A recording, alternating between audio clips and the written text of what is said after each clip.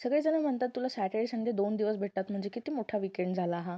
पण कोणाला माहिती आहे सॅटर्डे हा पूर्ण झोपेत चालला जातो आणि संडेचं तर असं असतं की उद्या ऑफिस आहे ह्याच टेन्शनमध्ये सगळा दिवस संपून जातो. आणि आता तर माझं उलटंच झालेलं आहे. म्हणजे सकाळी ज्यावेळेस लोकं झोपेतनं उठतात मी त्यावेळेस झोपायला जात असते.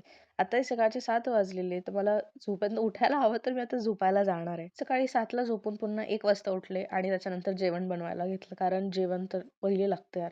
पण मी जेव्हा पण स्टीलच्या भांड्यात काही बनवते आणि त्यावेळेस असाच धूर होतो.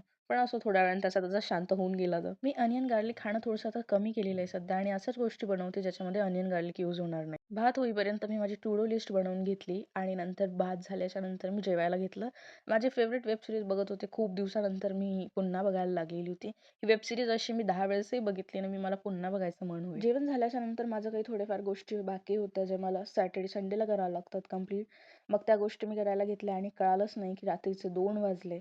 आणि आता 2 वाजले तर चहाची सवय झालेली आहे 2 वाजेला, तर ती चहा तर आता पाहिजेच. हा रस्ता सकाळी किती छान दिसतो आणि संध्याकाळी तिथे जाऊन कोणी उभं राहण्याचाही विचार करू शकत नाही, इतका भयंकर दिसतोय. मी झोपेमध्ये चहा बनवली, चहा घेतली आणि कधी झोप लागली काहीच कळालं नाही.